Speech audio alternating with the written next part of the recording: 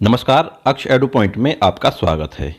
आज की इस क्लास में हम शिक्षण शास्त्र से संबंधित कुछ महत्वपूर्ण प्रश्न लेकर आए हैं जो विभिन्न परीक्षाओं में बार बार पूछे जाते हैं।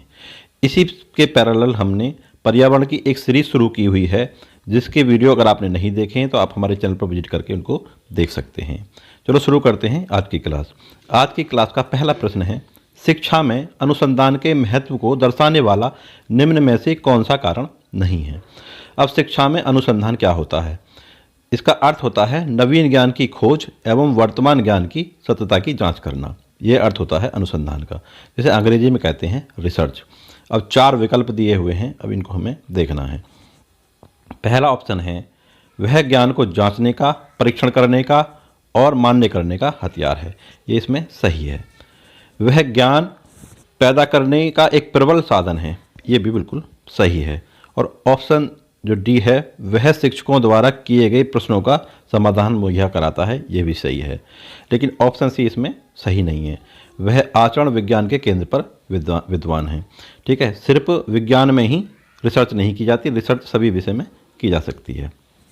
चलो आगे चलते हैं। ब्रह्म समाज की स्थापना किसने की? तो इसका जो सही ऑप्शन होगा वो होगा ऑप्शन डी, राजा राम मोहन राय ने। सती प्रथा का जो अंत का श्रेय जाता है वो भी राजा राम मोहन राय को जाता है। राजा राम मोहन राय को भारतीय पुनर्जागरण का अग्रदूत और आधुनिक भारत का जनक कहा जाता है। नेक्स्ट, स्कूल में शिक्षा के दर्जे का अत्यंत महत्वपूर्ण मापक क्या होता है? ठीक है, चलो ऑप्शन देखते हैं। स्कूल की आधार तंत्रीय सुविधाएं, ठीक है, ये होनी चाहिए, पर ये अत्यंत महत्वपूर्ण नहीं है। ठीक है, अत्यंत महत्वपूर्ण मापक पूछे गए हैं। और ऑप्शन बी है क्लासरूम पद्धति, यह भी अत्यंत महत्वपूर्ण में नहीं आएगा। पाठ्य पुस्तकें और पढ़ाई ज्ञान उपादन। और ऑप्शन डी है विद्यार्थियों की उपलब्धि का स्तर। ये सबसे ज़्यादा सही ऑप्शन होगा इसमें। विद्यार्थियों की जो उपलब्धि है, विद्यार्थियों ने क्या सीखा है, ठीक है, क्या उपलब्धि हासिल की है, उसी के आधार पर मापन करना चाहिए। चलो नेक्स्ट, निःशुल्क और अनिवार्य शिक्षा अधिकार आरटीई अधिनियम 2009 किस आयु के बीच के बच्चों पर लागू होता है? ठीक है, ये इसमें ऑप्शन सही होगा ऑप्शन डी, 6 से 14 वर्ष। अब आरटीई एक्ट कब आया था? ये आया था अगस्त 2009 में। लागू कब हुआ था? 1 अप्रैल 2010 को लागू हुआ था, जिसमें 6 से 14 वर्ष के बच्चों को निःशुल्क शिक्षा देने का प्रावधान है। अगर दिव्यांग बच्चों की बात आए तो 6 से 18 साल तक के दिव्यांग बच्चों को निःशुल्क शिक्षा देने का प्रावधान है। आगे चलते हैं। स्तरीय गुणवत्तापूर्ण शिक्षक शिक्षा के लिए पाठ्यक्रम ढांचा राष्ट्रीय अध्यापक शिक्षा परिषद एनसीटीई द्वारा किस वर्ष निकाला गया? तो इसका सही ऑप्शन होगा ऑप्शन डी, 1998 में। एनसीटीई की फुल फॉर्म होती है national council for teachers education. चलो आगे बढ़ते हैं। उद्देश्यों का किस रूप में सार्थक होना आवश्यक है ताकि अधिगम प्रभावी हो सके? इसमें ऑप्शन ए आपका बिल्कुल सही होगा, अध्येताओं की आवश्यकताओं तथा प्रायोजन। अध्येताओं का अर्थ होता है अधिगमकर्ता, सीखने वाला या लर्नर, ठीक है, या बच्चा जिसको हम सिखा रहे हैं। ठीक है, उसकी आवश्यकता के अनुसार ही हमें उद्देश्य निर्धारित करनी चाहिए। जैसे मान लो बच्चे को हमें पहले गुणा सिखानी है, तो गुणा से पहले उसको पहाड़े और गिनती आनी चाहिए। तो सबसे पहले हमें उसको गिनती और पहाड़े सिखाने का उद्देश्य बनाना चाहिए, तब हमें आगे बढ़ना चाहिए गुणा सिखाने के लिए। ठीक है, तो पहले उसकी आवश्यकता के अनुसार हमें उद्देश्य निर्धारित करनी चाहिए। चलो आगे बढ़ते हैं।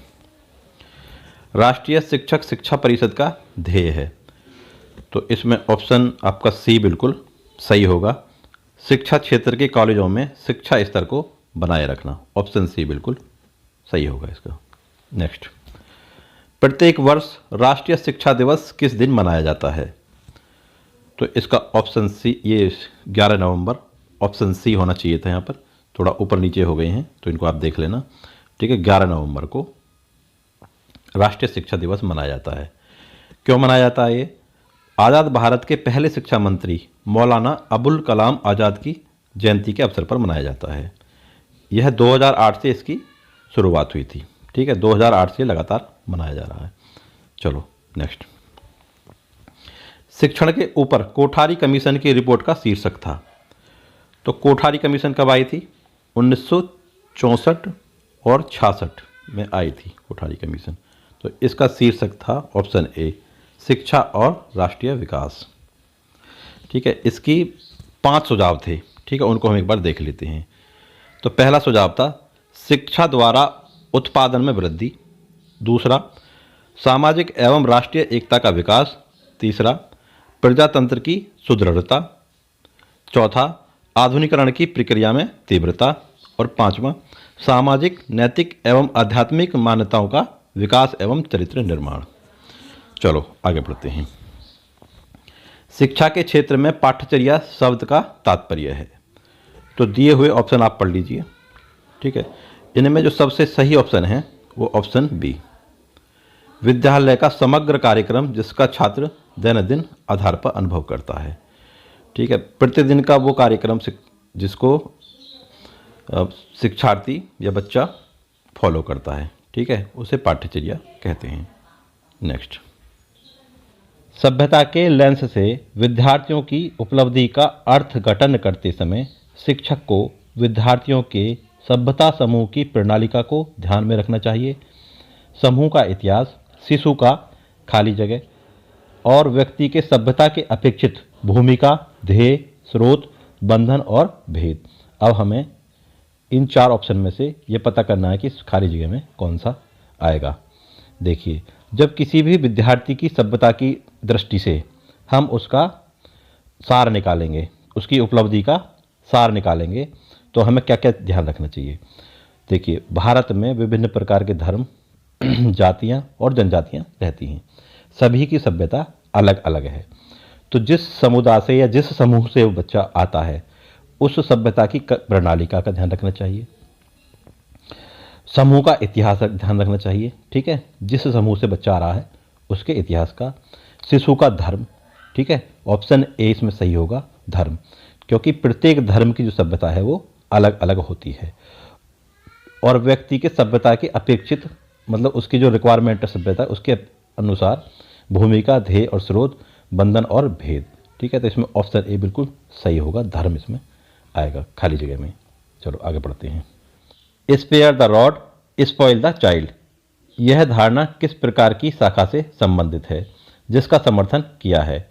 ठीक है, spare the rod, spoil the child का अर्थ होता है कि अधिक लाड़ प्यार से बच्चे बिगड़ जाते हैं। तो जो इसका समर्थन किया है वो विक्टोरियन युग में किया था। ठीक है, ऑप्शन सी इसका बिल्कुल सही होगा। इस युग के लोगों का मानना था कि अधिक अनुशासन में ही बच्चे बेहतर ढंग से सीखते हैं। चलो नेक्स्ट। अध्यापक निर्मित तथा मानकीकृत परीक्षणों का मुख्य अंतर निम्नलिखित में से किस क्षेत्र में है। देखिए, अध्यापक निर्मित का अर्थ है जो परीक्षण अध्यापक द्वारा निर्मित है। ठीक है, और मानकीकृत जो वास्तव में होना चाहिए। अध्यापक निर्मित परीक्षण में ये संभावना रहती है कि उस परीक्षण पर अध्यापक की रुचि और दृष्टिकोण का प्रभाव पड़ सकता है। मान लीजिए किसी बच्चे का किसी अध्यापक द्वारा परीक्षण होना है, तो बच्चे को अध्यापक ने बुलाया और कहा बेटा आप पहाड़े सुना दो, क्योंकि अध्यापक की रुचि गणित विषय में ज़्यादा थी। और बच्चे ने फर्राटेदार तरीके से 30 तक पहाड़े सुना दिए, लेकिन वास्तव में बच्चा अभी हिंदी और अंग्रेजी वर्णमाला का ज्ञान उसको अभी नहीं है। ठीक है, तो इस समय जो अध्यापक का जो परीक्षण है वो गलत हो गया। ठीक है, तो इसी विशेषता को, परीक्षण की इसी विशेषता को, जिससे अध्यापक की रुचि या दृष्टिकोण का प्रभाव परीक्षण पर ना पड़े, उसे कहते हैं वस्तुगतता। इसमें ऑप्शन ए बिल्कुल सही होगा। नेक्स्ट। खाली जगह उपकरण शिक्षकों को यह निर्दिष्ट करने में मदद करता है कि विभिन्न विषय के लिए कितनी परीक्षण रिक्त प्रदान करनी है। तो इसमें ऑप्शन आपका टेस्ट ब्लूप्रिंट बिल्कुल सही होगा, ऑप्शन सी। देखिए, किसी भी आर्किटेक्ट या किसी भी व्यक्ति द्वारा कोई भी काम जो शुरू किया जाता है तो उसका पहले पूरा ढांचा या खाका पहले तैयार कर लेते हैं, जिसे कहते हैं ब्लूप्रिंट। ठीक है, इसी प्रकार से जो परीक्षण है उसको करने से पहले पूरी तरह से एक ब्लूप्रिंट तैयार कर लेना चाहिए। इसमें ऑप्शन ये वाला बिल्कुल सही होगा। ऑप्शन थोड़े ऊपर नीचे हो गए, इनको आप देख लेना। नेक्स्ट। जब कोई शिक्षिका एक आंखों से कमजोर विद्यार्थी को बाकी शिक्षार्थियों के साथ समूह गतिविधि में सम्मिलित करती है तो वह ऑप्शन ए है सम्मिलित शिक्षण के मनोभाव से काम करती है।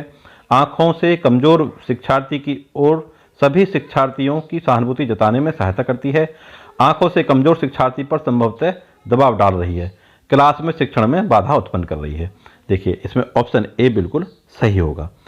ठीक है, शिक्षण के मनोभाव से काम कर रही हैं। ऐसी कक्षा जिसमें दिव्यांग बच्चे और सामान्य बच्चे एक साथ पढ़ते हैं उसे कहते हैं समावेशी कक्षा। नेक्स्ट, विद्यार्थियों के सेक्शन ए, बी तथा सी विद्यार्थियों की घटती हुई योग्यता के आधार पर बनाए गए हैं। कैसे? पहले तीव्र, फिर सामान्य, फिर उसके बाद कमजोर। इनमें से आप किस सेक्शन में पढ़ाना चाहेंगे? देखिए, अगर आप अच्छे शिक्षक हैं तो आपको चाहे कैसे ही बच्चे मिल जाएं, तीव्र बुद्धि के मिल जाएं, सामान्य मिल जाएं, चाहे कमजोर मिल जाएं, ठीक है, आपको पढ़ाने में कोई दिक्कत नहीं होगी। आपका ऑप्शन इसमें डी बिल्कुल सही होगा। नेक्स्ट, बच्चों के बौद्धिक विकास के 4 विशिष्ट चरणों को प्रतिपादित किया है।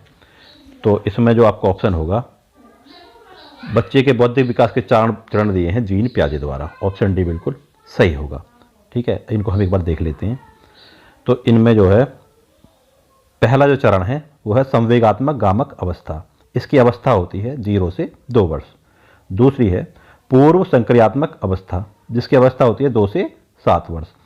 तीसरी है मूर्त संक्रिया अवस्था, जिसकी अवस्था होती है 7 से 11 वर्ष। और चौथी है औपचारिक संक्रियात्मक अवस्था, इसे अमूर्त अवस्था भी कहते हैं। इसकी अवस्था होती है 11 से 15 वर्ष। चलो आगे बढ़ते हैं। शिक्षण की प्रक्रिया में शिक्षा का तबादला हो सकता है। शिक्षा के तबादला का अर्थ है शिक्षा का स्थानांतरण। तो इसमें ऑप्शन दिए हुए हैं शून्य, सकारात्मक, नकारात्मक, ये सभी। अगर किसी चीज़ को सीखने में आपके पूर्व ज्ञान का बिल्कुल भी उपयोग ना हो तो उस समय शिक्षा का स्थानांतरण आपका शून्य होगा। सकारात्मक, अगर कोई किसी भी विषय को सीखने में या कोई चीज़ सीखने में पूर्व ज्ञान का सदुपयोग हो रहा है, उसका उपयोग सही दिशा में हो रहा है, तो वो होगा सकारात्मक। जैसे गुणा सीखने के लिए आपको पहाड़े और गिनती आने जरूरी चाहिए। ठीक है, आपको गिनती और पहाड़े पहले से आते हैं बच्चे को, तो गुणा वो आसानी से सीख जाएगा। तो गुणा सीखने में गिनती और पहाड़े का जो उपयोग हुआ है वो सकारात्मक रूप में हुआ है। ठीक है, तो इस समय शिक्षा का जो स्थानांतरण है वो सकारात्मक रूप में हुआ है। अब आता नकारात्मक। अगर किसी चीज़ को सीखने में आपका जो पूर्व ज्ञान है वो बाधा उत्पन्न कर रहा है तो वो होगा शिक्षा का स्थानांतरण नकारात्मक। जैसे अगर बच्चा हिंदी जानता है और उसको उर्दू सिखा रहे हैं तो उर्दू सीखने में उसको थोड़ी सी समस्या आएगी। क्यों? क्योंकि हिंदी जो है वो बाएं हाथ से दाएं हाथ की ओर लिखी जाती है और उर्दू दाएं हाथ से बाएं हाथ की ओर लिखी जाती है, तो जिससे उसको कन्फ्यूजन हो सकता है। तो इसका जो पूर्व ज्ञान है उसमें वो नकारात्मक प्रभाव डाल रहा है। तो इस कंडीशन में शिक्षा का स्थानांतरण, शिक्षा का तबादला होगा वो नकारात्मक होगा। तो सभी जो कंडीशन है वो संभव हैं, नकारात्मक, सकारात्मक और शून्य भी। नेक्स्ट, शिक्षकों की नियुक्ति का उद्देश्य होना चाहिए। तो इसका सही उत्तर होगा ऑप्शन बी, शिक्षण व्यवसाय केवल उचित योग्यता तथा रुचि वालों के लिए हो। ठीक है, जिनकी योग्यता उचित हो और जिन लोगों को पढ़ाने में रुचि हो उन्हीं के लिए शिक्षण का व्यवसाय होना चाहिए, बाकी के लिए नहीं। ऑप्शन बी इसमें बिल्कुल सही होगा। नेक्स्ट, और आज की क्लास का अंतिम प्रश्न, शिक्षण कार्य अर्थहीन हो जाता है यदि ऑप्शन दिए हुए हैं काम में कोई परिवर्तन न हो, कोई नवाचार न हो, किसी बात का प्रशिक्षण न हो और ऑप्शन डी अनुशासन न हो। तो देखो इसमें ऑप्शन बी बिल्कुल सही होगा आपका, कोई नवाचार न हो। नवाचार का अर्थ होता है नई नई तकनीक या नई नई वस्तुओं का उपयोग करके व्यवहार में परिवर्तन लाना। ठीक है, तो अगर किसी बच्चे के व्यवहार में परिवर्तन नहीं आ रहा है, ठीक है, या वो कुछ नया नहीं सीख रहा है, तो आपका जो शिक्षण कार्य है वो अर्थहीन हो जाएगा। ठीक है, ये थी आज की क्लास। अगर क्लास आपको अच्छी लगी हो तो वीडियो को लाइक करें और चैनल को सब्सक्राइब कर लें। इसी की सीरीज के जो अगले प्रश्न हैं वो हम अगली वीडियोज़ में लेकर आएंगे। तब तक के लिए नमस्कार।